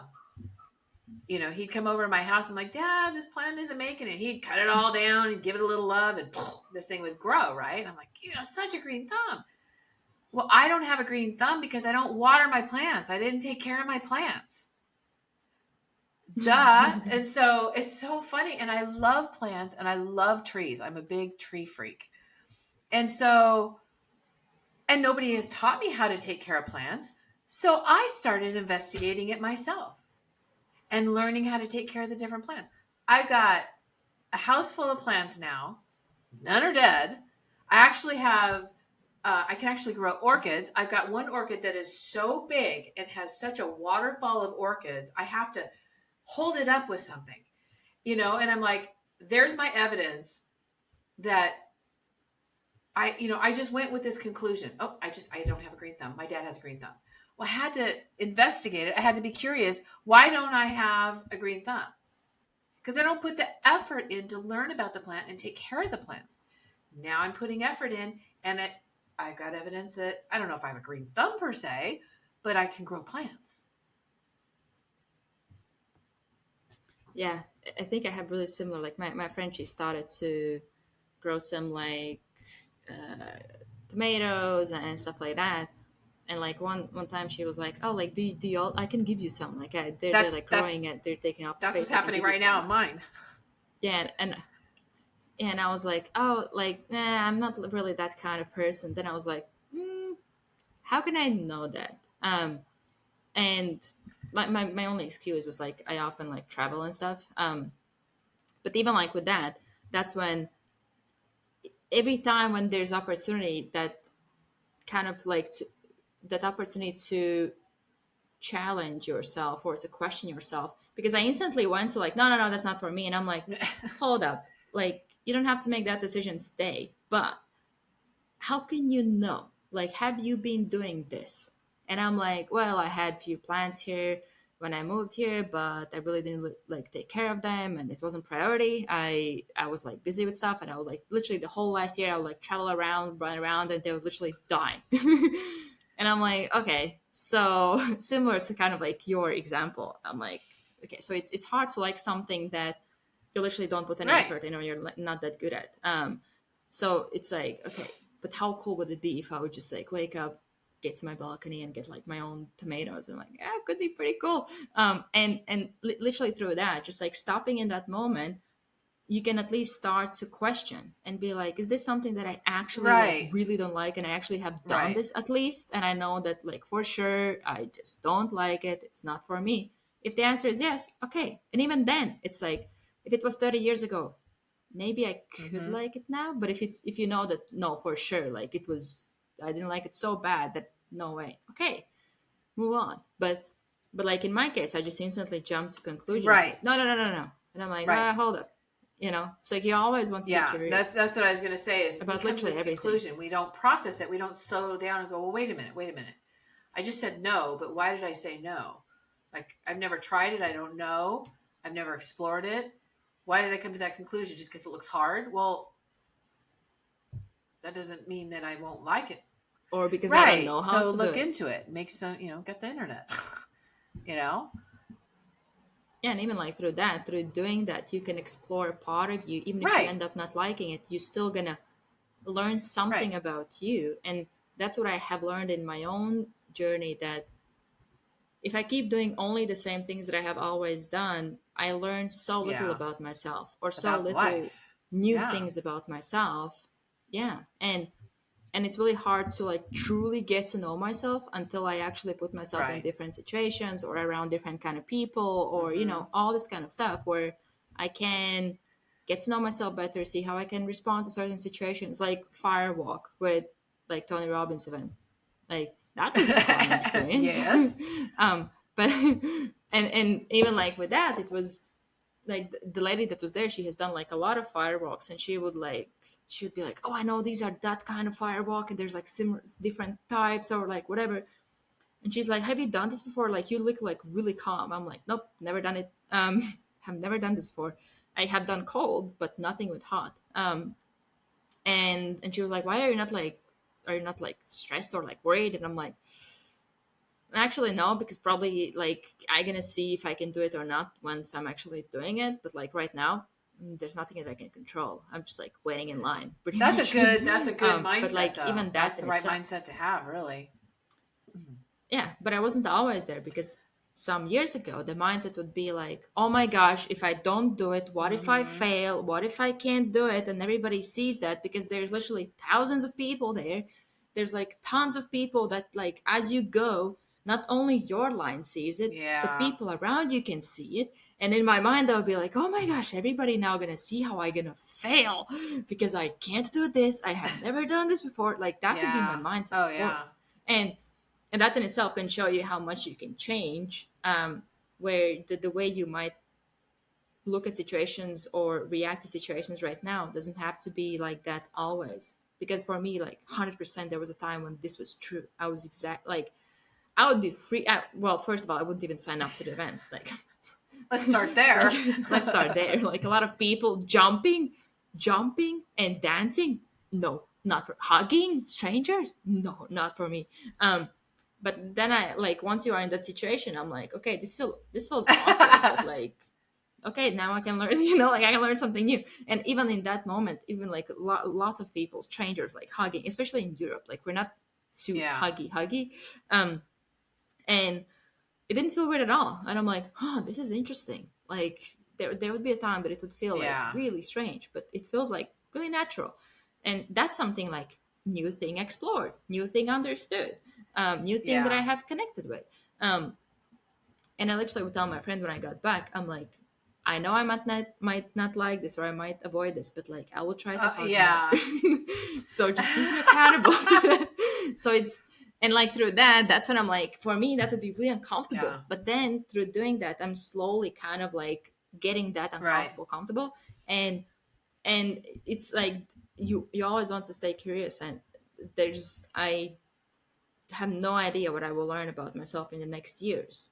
Especially like that once you get into that curiosity Yeah. over judgment mode, and you just stay curious about you, and you just get to know yourself, even like through like when you go through those transitions or changes, it's like, okay, I wonder how I'm gonna Mm-hmm. deal with it this time. Like I wonder what I can Mm-hmm. learn from this, or like what will come up for me, what will I learn about myself. And that can also help to navigate it, instead of just like that Yeah. kind of negative, and also running away from the negative, because like negative is, it will be Mm-hmm. there. It's not something that we can run away from or like ignore. It's better to learn to navigate it, or even like sit with it and let Yeah. it be, Yeah. but not get too attached to it or And don't focus make it on your it. identity. Don't make it your identity. Don't make it who you Yeah. are. That's all I can remember of my failures. It just, and the negative self-talk, all of that, just it became my identity. And that's why I had the identity crisis. It got triggered by my son getting married, but I had to unwind all that belief and all those thoughts, and strip down to what my identity is. And in some cases I kind of changed my identity, right? I kind of rewrote it. I have a piece of advice that came to me, for people listening. Just have Yeah. fun. Like even like with stuff that we try out, it doesn't always have to be like, is this something that I will take on for the next 6 months, Yeah. or or like whatever. It's like just have fun, like just go try it out, and if you fail, like It's just have okay. fun. Enjoy the process, enjoy it's or like play. It's one lady that I talked to, she reminded me this. She was like, if you look at kids, That's they true. just play, they just have fun. and there's no Mm-hmm. expectations, there's no like deadlines, or like, I'm not saying not to meet your deadlines, um but like even with that, like that pressure that we Yeah. put on ourselves to like be this certain way or have to know myself fully 100%, like I still have no idea who I am. Like if I tell you today like this is the way I am, maybe in 6 months I will be complete opposite, because because I'm so open to like Mm-hmm. challenging myself or testing things that I think are true about myself through certain like actions that I'm doing, or like hobbies, or like whatever, that even like some months ago I wouldn't imagine like doing or training for half Ironman, playing basketball again, like that wouldn't cross my mind. And like other stuff that I'm doing, like I just wouldn't, I would think like, yeah, that's no, that's not true. But it's, that's where like I feel like even with identity, we don't want to get too attached to our identity. We want to be open, and we want to, yeah, just if any idea comes to you, like that's how I got certified in being like a masseuse. I don't know how I did it. I was so So you insecure say, and I as was someone who doesn't like to so hug or anxious. touch people,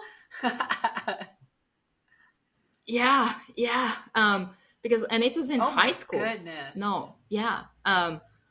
I think I was like 18 years jeez, old or something. It was completely random. I remember I was in history class and I was like, I had some idea about massage came up, and I'm like, okay. I got out once the class ended, and I literally Googled like courses on massage. And I found one that was oh starting the jeez. next day, and I signed up for it. And then and then I asked uh, my mom to give me some towels because we needed some. She's like, "What do you need those for?" I'm like, "I signed up for a massage class." And she started listening. I She started bet. laughing. She's like, "What do you mean you signed up for for like massage class?" And like the next day, I started it, and oh my gosh, like I was anxious the whole time because like I think it's like 8 hours a day on weekends, and first 4 hours or something like that. It might have been six. I don't remember. But first hours, it's theory. They just teach you stuff, and then after that, you practice on each other. And I remember like that lady. She said in introduction, she's like, "So like first 3 hours we're gonna be learning, and then we're gonna be practicing." And I'm like, What "Oh did I my do? gosh, you're actually gonna practice?" And then I'm like, "Oh my gosh, there's no way how like." Okay, like something like arm or like whatever, that's fine. But if you have to be laying down, like full on, like full body massage, which was like the exam that we had was like full body massage, 90-minute massage. And and I still have no idea how, how I went through that. And I did like really well. I was really good at that like program or like the course. Like that teacher like could give me like a lot of compliments with the way I was doing it. But I remember I was like every time I was so I anxious bet. before, and so because we would have the break, and then after the break, that's when we start like massaging, and the whole break I'm like, oh my gosh, who will I be with, and what will they think, and they will see all the stuff that I'm insecure about, and oh my gosh, it was so like it was so scary. But I did it, and through that I learned a skill that I actually ended up Mm-hmm. liking. Like I actually liked doing massages, and I learned a lot about like about Yeah. body and that kind of stuff. So even like through that, it's, I don't know how, or I don't know if I would have signed up if I knew that there would be so much massaging. um, Probably not. but like even through doing that, it's like it's really cool skill that I Mm-hmm. acquired through doing that. Am I still massaging like every day as my like main thing? No, but it's a cool thing that I learned, that it's just like another skill Right. to my toolbox. Um, and even like through that I learned a lot about myself, that oh actually I can do that, I can endure That that very whole uncomfortable situation, time. and I can be good at Right. massaging. Yeah, it was so uncomfortable. I stood like it was, I was so scared the whole time. um and probably nobody could see that as well because I was Yeah. pretty good at hiding it. And people actually, I feel like they liked being around me as well, because I remember the last day I baked cake for everybody, and I was just like bringing it in. We all were like together, we were like discussing, and that teacher also said like that we were her like Oh. favorite class and all this kind of stuff. So even through that I'm like, how did I initiate that, like baking cakes for everybody? And so, and that's another thing that I actually did. I baked like within a few years, I think I baked at least 50 kinds of cakes. Um, which like that in itself, purely just me Right. exploring stuff. And that's what I can see if I look, even like if I compare, and I feel this is important for people who might be like 30 plus. If I look at those years, I was experimenting so much more. I was so much more open to like learning new things without making them Oh mean yeah. anything, or without being like, is this my career choice that I want to stick with? You know, like, is this helpful for my Yeah. career or like whatever? Um, Actually, those decisions came from like, this is something that I want to do, and I just I just go and do it. Like baking cakes, I would just be like, oh, the harder the recipe, the better. Some cakes would take me like 8 hours, and I was like, oh, let's go, like, you know. And I was doing so much like Yeah. craft thingies that I was making as well. I would make like earrings or things like that, and it was just for fun. There was like no like business plan behind it. It was just like, oh, this is fun. And I feel that's something that is valuable for us to Yeah. remember throughout the life, is just do stuff because you Yeah. want to do it, or because you want to experiment, or you Yeah. want to try it out. It doesn't have to mean anything. It's just like, if you want to do Go it, just go and do explore. it, Yeah. Be you know, curious. and Yeah. learn Be about yourself. curious.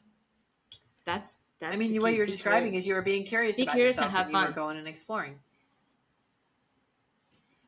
Yeah. And that's why I like, whenever we were talking about identity, I started smiling, because I'm like, I would have never thought that I would be so much into that like exploration and curiosity, and if I wasn't there, I wouldn't be the Right. person I am today. I wouldn't have learned so Right. many things about myself. And that's that's the main thing, is like learning as many things as I can about Yeah. myself. It's not the result of like whatever is the thing that I'm doing. It's more so like, I did this, I learned this about myself, and I take it with Yeah. me. I did this, I learned this about myself, Yeah. I take it with me. And I create more whole picture of myself Mm-hmm. for myself. And I get to know myself better. And actually through that, the more you know yourself, the easier it will be for you to navigate those Yeah. transitions and changes. Because Yeah. you And actually you're, know yeah. And yourself. you're doing things with more of a purpose. Yeah. Yeah. This has been really good. Is there anything else? Well, we kind of touched on imposter syndrome, which is I like how they give I still have it. feeling like a fraud. Yeah, no, so do I. Feeling like a fraud or doubting one's ability despite evidence of success. And that is a super common one, whether you have childhood trauma or not. It's a real common one. And people do it and they don't even realize they'll say it, and they don't even realize it. I have a good friend that used to have it. And this person has absolute evidence to the contrary. Absolute evidence all over the place. She no longer does this, but it was a process for her. Yeah, I think for me it's hard to comment on it, because I feel like I I still still have struggle it. with it. I still do. Like, who the hell do I think I am doing a podcast, right? Yeah, but I feel like at the same time, it's different, because me having it doesn't stop me from doing Yeah, stuff. then I wouldn't even. So it's still I wouldn't even there, but necessarily call it the imposter syndrome, though. It's just one of those little, those there's these little things that we have in our life, these little checks that we check off and go, okay, it just kind of keeps us in line. Just kind of keeps us in line, keeps us balanced better. Because when you go to the imposter syndrome, that's where it yeah, starts shutting you down. When you go to the imposter syndrome, that's where you aren't doing the things, because this belief that you have is stopping you from moving forward and doing that. Where you, yeah, I think I don't have it as strong. I feel like I still have it, and it, to some extent, it still is kind of like pushing brakes yeah, on stuff that I'm doing, because it's hard for me to even that's not like a bad thing, though. know what would be the situation if it wasn't there. So it might be like different, or the growth or whatever would be like bigger. It's hard for me to comment on that. Um, but even like with that, I feel like if I'm not there where it's stopping me to do stuff, I'm still doing stuff, but it might just be like hitting some Yeah, brakes. So there's like some yeah. resistance towards like And that, doing what, that. and I feel like that's okay, because sometimes we, It's a well, sign yeah, of and you progress. can't go rushing into everything. Sometimes you kind of got to, put the brakes on a little bit and kind of, Oh yeah. okay, wait, let me look at this a little bit more. But these breaks are more kind of like, I want to go into it, but it's like, no, Yeah, no, no, no, no, well, no, no, no, no, you're not, no, not yeah, you, not you. yeah, That kind of breaks. And the reason why I said it's a sign of progress is because I still right, do the stuff. right, Before, I right, wouldn't even do it. So even like with that, for me, I look at it as, okay, so there's been like a measure of growth here. Like I have grown from like not doing right. it or listening to imposter and not doing it to actually doing the stuff. There's still breaks being hit. Sometimes it likes to hit them quite strongly, but but the movement is still there. So then I'm really curious on like what would be the next piece of like once that imposter is not there, or it's like fully gone. I don't know I if don't it know. always like it's forever gone or Because whatever, I but think that I think our brains are also wired. I have interesting relationship with my imposter. Yeah, and I think that our brains are wired to protect us, and if we're going to do something different, our brain takes it as a Yeah, threat, and so true. it's going to throw that. Oh no, no, not you! And then what you do is go, wait, wait a minute, and then you do it anyway. Yeah, and I'm even like thinking if the absence of imposter means overconfidence, which might not be Yeah, certainty, I'm thinking what's the actual like opposite of imposter? What yeah, does and I it don't look know like? if there's necessarily an opposite that would work because you're right because it's going to throw you out of balance because this is out of balance. And if you go to the absolute opposite, it's going to be out of balance. I think that what you described is probably the best balance that you're still, and again, it goes back to the stuff is still going to happen at times, like the right. Hmm. But we are now equipped to have the self awareness to catch it and then manage it. And so all you're doing is managing it. Your brain is going, wait, this is a threat. And then you're going, no, Yeah. it's not. Watch. And you go and do it. Who are you to Exactly. do And this? then you go, see, brain, I just proved you wrong. So I think that that's probably, Yeah, and I feel like I'm even like taking it on board, and I'm like, let's explore yeah, this. So if you say, who am I to do this? right, Okay, let's explore it. right. Let's give it a go. You know, let's go do this a And bit maybe you're and right, and see. maybe you're not. Maybe it's Right, true. Who are right, you? Yeah, but right. let's explore it. I'll take you on board. Yeah, Let's go I love together. that. I love that. And you're just replacing judgment with curiosity because you didn't go along with that thought. Go, oh yeah, who am I to Yeah, think that? Ooh, you're like, no, no, no, no. Wait a minute. I'm curious. And there's nothing wrong with that. And yeah, even if, like you say, it doesn't work out, it doesn't mean you're a failure. It's just, it didn't work out. And what did I learn from it? I learned that I don't like that or whatever it is you learn from it and you move on. And you don't spend the brain space on it anymore. And, you know, we're saying this like it's just yep. so easy to do this. And it's been a process. Trust me, people. It's been a Yeah, process. it's been It's years, taken years. years. But yes, you absolutely can get there. Um, you know, If we can, right, you can right. too. Because I know that I have a lot of behaviors and thoughts that I work through, and I am a very different person today. But it was a process. It wasn't something that happened overnight. Yeah, there was a time that I wouldn't recognize myself. I'd be like, there's no way that you're this person. No, No. no way. And like that's like anybody listening, you can accomplish the same thing for yourself. Yep. Because Because like there's there's no superpowers that we have. There's no I don't have a like magic little pill in magic in pills my or little pocket here, ready yeah, to, no, it's been painful and yeah. it's been difficult, but it's been so rewarding. There's the hard side to it, but there's the good side to it, and that's much better. That overcomes. And it also depends how we look at the hard. Because there was a time that I was like, Well, "Ugh, hard. yeah, and there's also times when the first time you go through it, when you don't have that evidence of Oh going through yeah, it, that's that true. first one is the hardest. That is definitely the hardest, and it can be First one is really confusing, and hard. that's why I'm doing this podcast. That's why we're having these conversations, is to prepare you for that time so that you go into it with some, oh, okay, I can expect this. And then when it comes, it's not like And it's it's okay, okay and also. it's not like it's a surprise, and it's not like, oh, this means that I shouldn't be doing this. It's just, it's part of the process. It's part of the transition process. Yeah.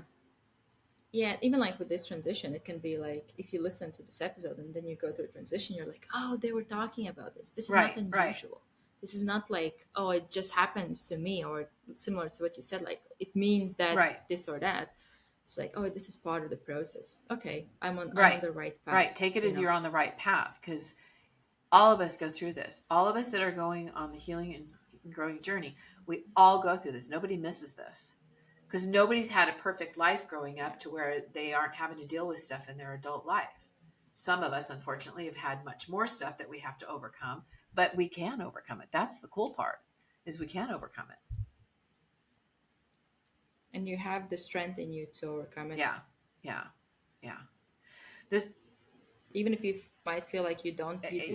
yeah. Even if you don't believe it, just that's why I always talk about taking the baby steps, and we talk about it too, is because when you're in that place, taking on this big thing can be overwhelming, and so just take a baby step. Just take one baby step, and then you take that baby step. How do you feel? Okay, take the next one. It's okay. It's a journey. It's not a destination. Yep. Yep. Well, we've just conquered all the world problems again. Yeah, as usual. So to the listeners, I want to say, if you've enjoyed this podcast and this episode, please share it with your loved ones, and subscribe and make your comments. And if there's ideas you have or questions you have, please email me, because we'd love to hear your input. And my email address is lisa@healingandgrowinghandinhandpodcast.com. And so send us your ideas, your topics that maybe you want to hear about. We'd love to hear from you. Yeah. Yeah. Love Cool. See you next See time. you next time, I guess.